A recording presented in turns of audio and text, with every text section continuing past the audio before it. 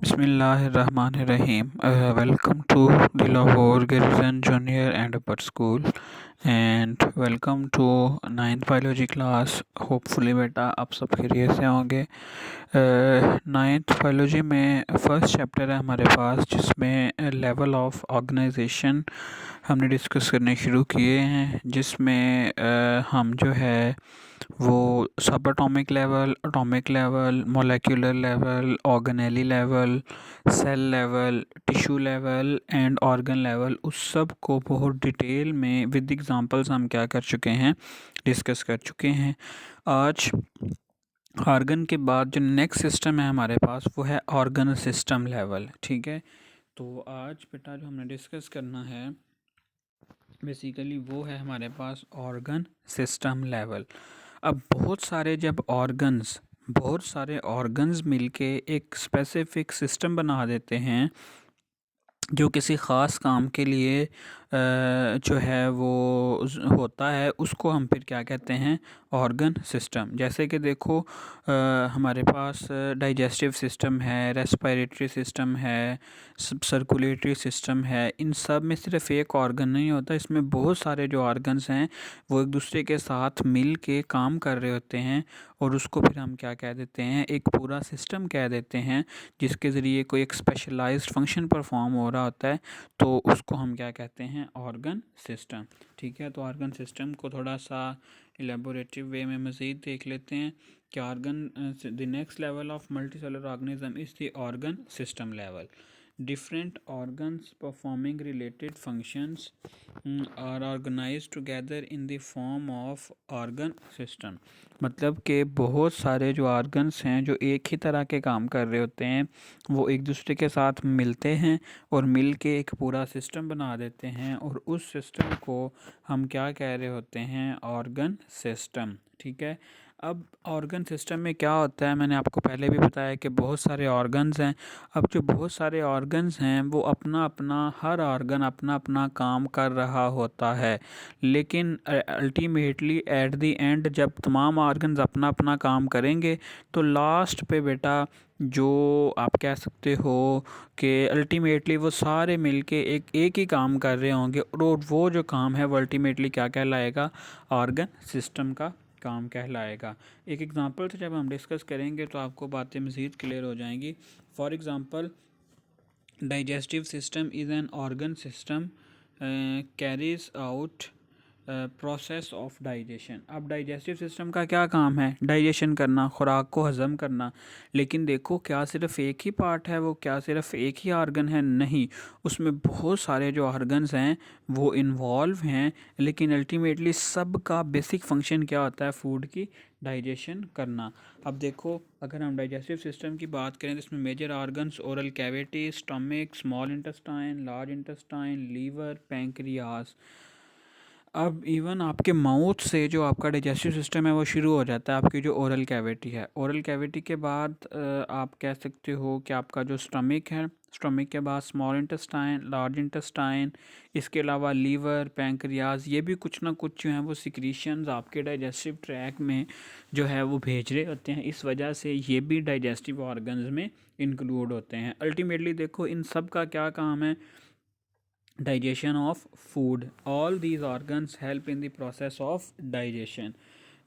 The organ system level is less complex in plant as compared to animal। ये MCQs 2-3 दफ़ा paper में आ चुका है कि which level of organization is not present या is less complex in plants, तो वो कौन सा है, ऑर्गन सिस्टम लेवल। मैंने आपको बताया था कि प्लांट्स में बहुत सारे जो ऑर्गन सिस्टम लेवल्स वहाँ पे मौजूद नहीं होते। ठीक है, क्यों, क्योंकि वहाँ पे बहुत ज़्यादा कॉम्प्लेक्स एक्टिविटीज़ नहीं है, जबकि ह्यूमंस या दूसरे एनिमल्स की अगर हम बात करें तो एनिमल्स में बहुत कॉम्प्लेक्स एक्टिविटीज़ हैं जिनको परफॉर्म करने के लिए बहुत जो कॉम्प्लेक्स सिस्टम हैं हमें उनकी ज़रूरत पड़ती रहती है। ठीक है जी, चलें, the organ system level is less complex in plants as compare to the animal.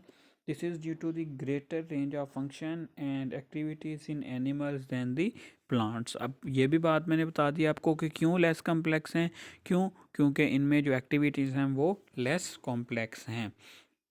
Next level is the individual level.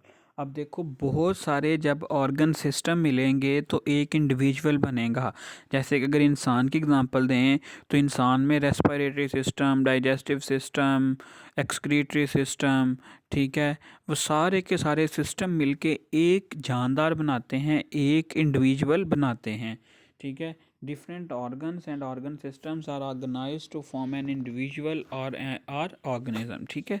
सब मिलके एक ऑर्गेनिज्म या एक इंडिविजुअल को बना देते हैं।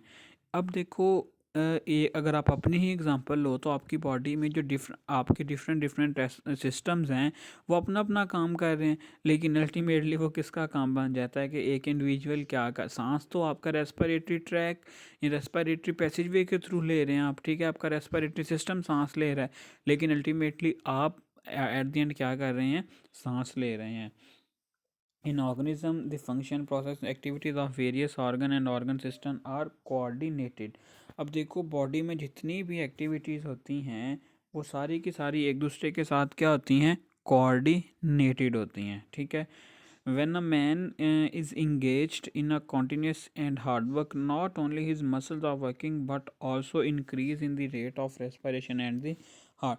अब देखो किस तरह से एक एग्जांपल से हम इसको समझ सकते हैं कि देखो जब कोई भी बंदा को हार्ड एक्सरसाइज कर रहा होता है या कोई काम कर रहा होता है तो बेसिकली तो वो अपने मसल से काम कर रहा होता है, तो उसके मसल्स जो हैं उनको फिटीग होनी चाहिए। लेकिन क्या होता है कि मसल्स के साथ साथ आपका जो हार्ट रेट है, जो आपकी हार्ट बीट है, वो भी क्या हो जाती है, इंक्रीज़ हो जाती है। क्यों?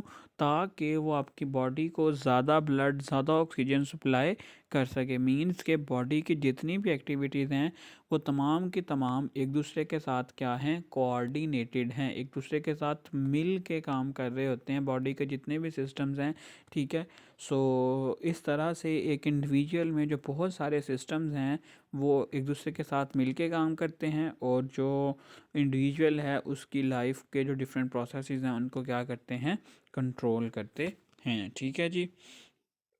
तो आपके पास ऑर्गन सिस्टम लेवल के बाद है इंडिविजुअल के बाद पॉपुलेशन और कम्युनिटी लेवल है। ये इंशाल्लाह हम फिर नेक्स्ट लेक्चर में इसको डिस्कस कर रहे होंगे, ठीक है। तो अब तक हम क्या डिस्कस कर चुके हैं, एक क्विक जो है वो रिव्यू कर लेते हैं कि सबसे पहले बेटा हमने देखा कि सब एटॉमिक एंड एटॉमिक लेवल। मैंने आपको बताया था कि ये माना जाता है कि जो एटम स्मॉलेस्ट पार्टिकल है जिसको मज़ीद फर्दर हम डिवाइड नहीं कर सकते, जबकि एटम के अंदर भी कुछ सब्सटेंसेस, कुछ पार्टिकल्स मौजूद होते हैं जिनको हमने क्या कहा था, सब एटॉमिक पार्टिकल्स। अब एटम्स जब एक ही तरह के एटम्स मिलते हैं तो वो क्या बनाते हैं, एलिमेंट। 92 नेचुरली अकरिंग एलिमेंट्स हैं जिनमें से 16 जो हैं वो बायो एलिमेंट्स हैं। इन 16 में से जो 6 हैं वो आपकी बॉडी का 99% बना रहे होते हैं, और बाकी जो 10 हैं वो जस्ट 1% बना रहे होते हैं। और ऐसे एलिमेंट्स जो आपकी बॉडी को बना रहे होते हैं उनको हम क्या कहते हैं, बायो एलिमेंट्स। इनमें डिफरेंट जो कंसनट्रेशन हैं ये सारी की सारी आपने याद रखनी है। फिर हमने कहा था मॉलिक्यूल के जो बायो एलिमेंट्स हैं वो अलग अलग फॉर्म में मौजूद नहीं होते, बल्कि वो एक दूसरे के साथ डिफरेंट प्रोपोर्शंस के साथ मिलके को केमिकल बॉन्ड्स बनाते हैं, ठीक है। फिर हम उनको क्या कहते हैं, मॉलिक्यूल। मॉलिक्यूल में दो कैटेगरीज थी, मैक्रो एंड माइक्रो मॉलिक्यूल्स, ठीक है। मॉलिक्यूल के बाद ऑर्गेनेली, बहुत सारे मैक्रो मॉलिक्यूल्स एक ख़ास कंसनट्रेशन में एक दूसरे के साथ मिलते हैं और स्पेशलाइज स्ट्रक्चर बनाते हैं विद इन दिस सेल। और ये जो स्ट्रक्चर्स हैं ये आपके पास, फिर हम इनको क्या कह रहे होते हैं, ऑर्गेनेली, ठीक है। फिर ऑर्गेनेलीज मिलके सेल बनाते हैं, सेल मिलके फिर बनाएंगे टिश्यूज़। टिश्यूज़ मतलब एक ही तरह के सेल्स जब मिलेंगे तो कुछ स्पेशलाइज स्ट्रक्चर बनाएंगे, उनको हम क्या कहते हैं, टिश्यूज़। फिर बहुत सारे टिश्यूज़ जो सिमिलर फंक्शन परफॉर्म करते हैं जब वो मिलेंगे तो वो फिर क्या बना देंगे, ऑर्गन। जिसमें हमने स्टोमिक की एग्जांपल देखी थी, इसमें दो तरह के टिश्यूज़ हैं, ग्लैंडुलर या एपिथेलियल एंड मसल टिश्यूज़, ठीक है। फिर आज के लेक्चर में हमने डिटेल में देखा है कि ऑर्गन सिस्टम लेवल क्या है और इंडिविजुअल लेवल क्या है, ठीक है बच्चे। आज के लेक्चर के लिए इतना ही। जितना अब तक हमने डिस्कस कर लिया इसको बहुत अच्छे से प्रिपेयर करें, रिवाइज करें। कहीं पे भी कोई क्वेश्चन है, कोई क्यूरी है तो बेटा वो आप पूछ सकते हैं, ठीक है।